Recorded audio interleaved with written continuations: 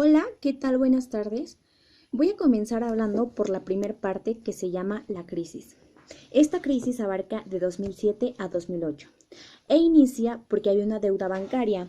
Muchos de los préstamos bancarios se habían concedido a los prestatarios de hipotecas subprime, prestatarios con escasas perspectivas de reembolso. Esta crisis era la crisis de liquidez, seguida por la crisis de solvencia. Una crisis de solvencia se da cuando el país deudor no es capaz de pagar sus obligaciones internacionales porque no cuenta con las divisas necesarias ni su economía será capaz de obtenerlas a mediano ni largo plazo. Los precios de las materias primas comenzaron a caer en julio de 2008. Una vez que los bancos comenzaron a fallar y las bolsas a caer, la economía empezó a caer también. Esto ha dado a que exista una recesión en todo el mundo. A continuación veremos la crisis bancaria y la degringolada financiera. En agosto de 2007, el Banco Paribus, el mayor banco de Francia, se vio obligado a superar la amortización de 3 de sus fondos de inversión. El 13 de septiembre de 2007, el banco británico Northern Rock había estado ofreciendo préstamos para vivienda, hasta el 125% del valor de la propiedad y el 60% de cuyo préstamo total se financiaba mediante endeudamiento. El 17 de febrero de 2008, Northern Rock fue nacionalizado con un coste de 100.000 millones de libras. El quinto banco de inversión más grande de Estados Unidos, llamado Bear Stearns, que había invertido en el mercado hipotecario subprime, fue vendido y esto evitó la quiebra. Los gobiernos del mercado se habían relacionado en el proceso de rescatar sistemas bancarios del hundimiento.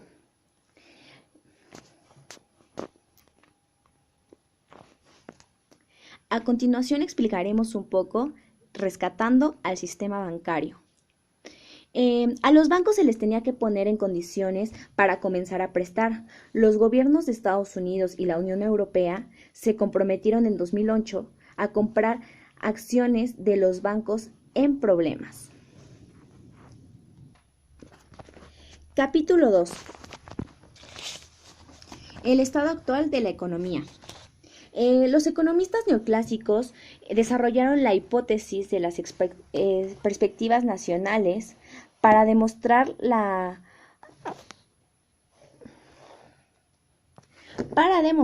inutilidad de transferencia de los gobiernos en los procesos del mercado e incluso el daño que ésta podía causar. Creían que si los salarios y los precios eran completamente flexibles, no podía haber un desempleo persistente. La ignorancia generalizada de los acontecimientos futuros podía ser la causa de lentitud, del ajuste de la población a los cambios y que, por tanto, el desempleo persistiría por algún tiempo, justificando así la intervención del gobierno a fin de crear empleo. La teoría del mercado creciente. La teoría del mercado financiero eficiente reconoce este hecho modificando el requisito de conocimiento. Lo que se conoce no es lo que ocurrirá con certeza, sino el riesgo de que ocurra que es mesurable. La teoría del mercado financiero eficiente afirma que los precios de los instrumentos financieros, acciones, títulos y deudas representan la mejor valoración posible de los riesgos inherentes a la propiedad y titularidad de este tipo de activos, tomando en consideración la información disponible, tanto pública como privada. La teoría del mercado financiero eficiente ha sido la baja más importante de la presente crisis financiera. La Financial Service Authority, Autoridad de Servicios Financieros de Gran Bretaña, ha escrito con loable honestidad los supuestos intelectuales sobre lo que se basa la filosofía reguladora. A continuación, mencionaré algunos de estos. Número 1. Los precios de mercado son buenos indicadores del valor económico racionalmente evaluado. Número 2. El desarrollo del crédito titulizado, dado que se basa en la creación de nuevos mercados más líquidos, ha mejorado tanto la eficiencia de la asignación como la estabilidad financiera. Número 3. La característica de riesgos de los mercados financieros pueden interferirse mediante análisis matemáticos, proporcionándonos sólidas medidas cuantitativas del riesgo comercial. Número 4. La disciplina del mercado puede ser instrumento eficaz para restringir la solución de riesgos nocivos. Número 5. Puede suponerse que la innovación financiera es beneficiosa, ya que la competencia en el mercado desestimaría cualquier innovación que no supusiera un valor añadido. De lo siguiente, los mercados son en general autocorrectores si hay una disciplina de mercado como instrumento más eficaz de la regulación o la supervisión. La principal responsabilidad en la gestión de riesgos radica en la dirección superior y en los consejos de administración de las empresas. La protección al cliente no se consigue mejor por la regulación de los productos o la intervención directa, sino asegurando que los mercados al por mayor sean tan libres y transparentes como lo sea posible. Fallos para explicar la crisis. Era de esperar, defendido, que las teorías que defienden los economistas neoclásicos hayan tenido problemas para definir lo de la crisis. Si los mercados son eficientes, no pueden generar cisnes negros. Por lo tanto, la crisis debe ser el resultado de políticas equivocadas. Al mismo tiempo, es teóricamente peligroso para ellos, porque destruye la proposición de la ineficacia de las políticas. Esa posición supone que la ilusión monetaria engaña a los agentes, pero si son perfectamente racionales, tendrían que haber sido conscientes que el dinero era demasiado barato.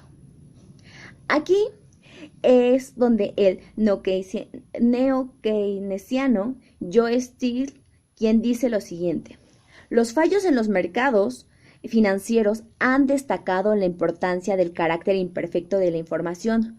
Los resultados fueron claros. El sistema financiero dejó de realizar las funciones que se supone tiene que realizar: asignar eficientemente el capital y gestionar el riesgo. A continuación, veremos el capítulo 3. La vida de Keynes, un genio polifacético. Keynes, nacido en 1883 en una familia de académicos. Keynes fue un producto de la civilización de Cambridge en su momento más fértil. Su círculo incluía los filósofos más famosos de la época. No solamente los incluía, sino también a este vástago exótico de Cambridge. El grupo tenía una comuna de escritores y pintores con lo que estableció sus amistades más íntimas. Lo atrapó la agitación intelectual y el despertar sexual que marcó la transformación de Inglaterra victoriana a la eduardina. Keynes se dispuso a salvar un sistema capitalista que no admiraba particularmente. Lo hizo porque pensaba que era la mejor garantía de la posibilidad de civilización, pero él siempre tuvo muy claro que la persecución de la riqueza era un medio, no un fin, y que el fin era vivir sabiamente, agradablemente y bien. Él mismo sentía que todos sus mundos fertilizaban su economía y le proporcionaban una percepción más rica y más compleja de la naturaleza humana que la del hombre económico. Keynes atribuía a Thomas Malthus la nada corriente cualidad de combinar una mente abierta al mudable cuadro de la experiencia con una constante aplicación de los principios del pensamiento formal a la interpretación de la misma. Keynes fue el economista mejor dotado del poder de persuasión en el siglo XX. La pasión que tenía Keynes por generalizar estuvo a menudo de desacuerdo con su extraordinario sentido del detalle significativo. Keynes fue capaz de replicar estas acusaciones diciendo que el mundo que la economía clásica había construido no era el mundo en el que vivimos realmente.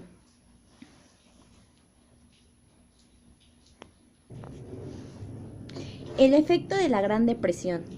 La Gran Depresión de 1929 a 1933 sometió a una dura prueba la imaginación científica de Keynes.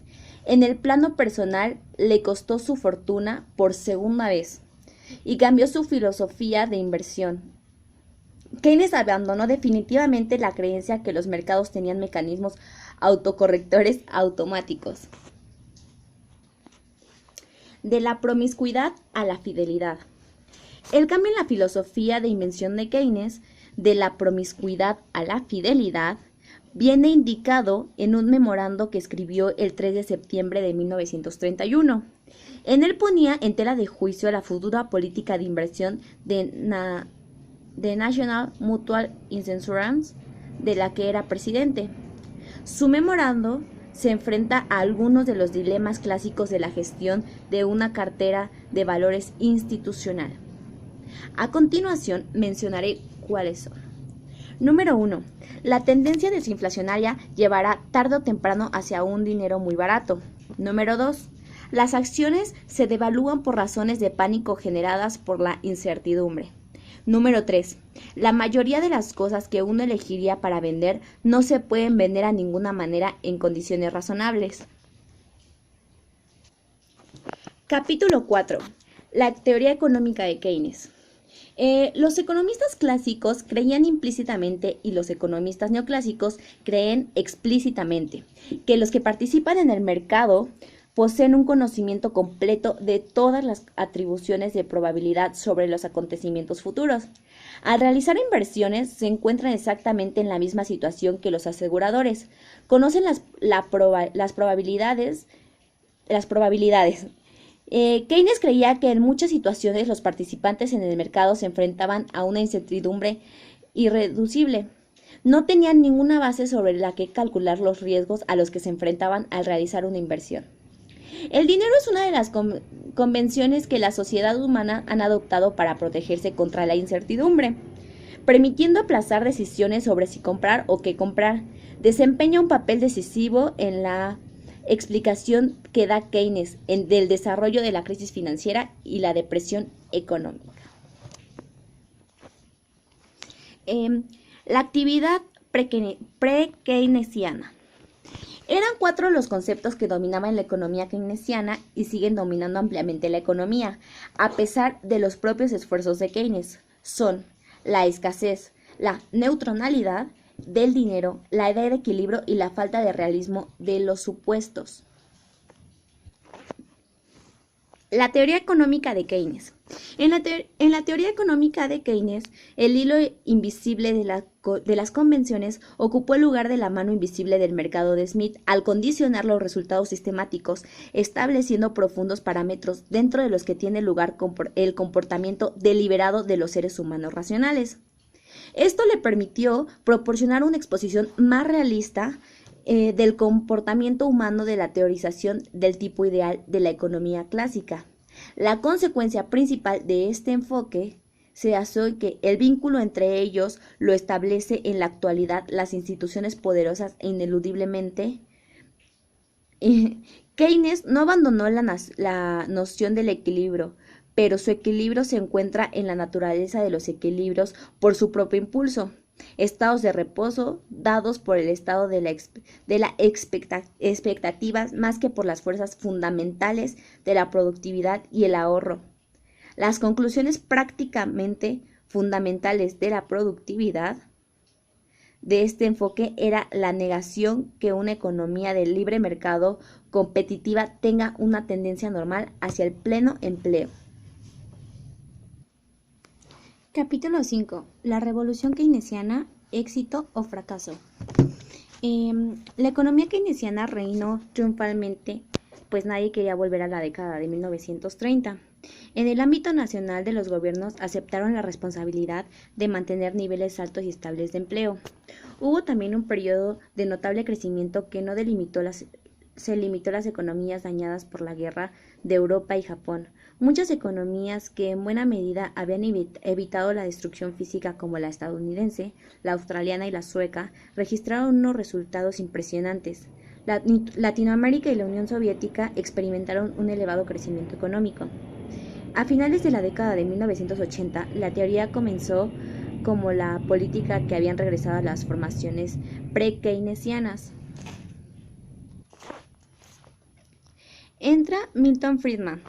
Keynes introdujo explícitamente las expectativas en la teoría económica, pero tenía poco que decir sobre cómo se formaban.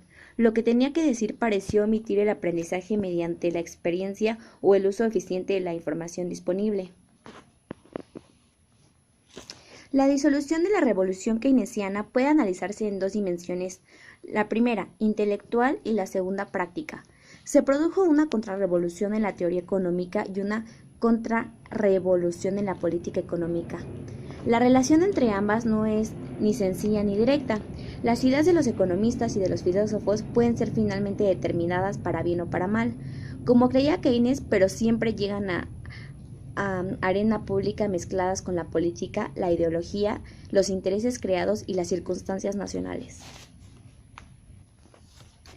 Los neokeynesianos. El neokeynesianismo surgió en la década de 1980 para enfrentar a la nuevamente denominada Escuela Chicago, de Lucas y sus seguidores. Comenzó con el hecho de que las revoluciones de Reagan Thatcher habían dejado a sus espaldas un legado pesado y persistente de desempleo en contra de lo que enseñaba el ciclo económico real. Teoría de la elección.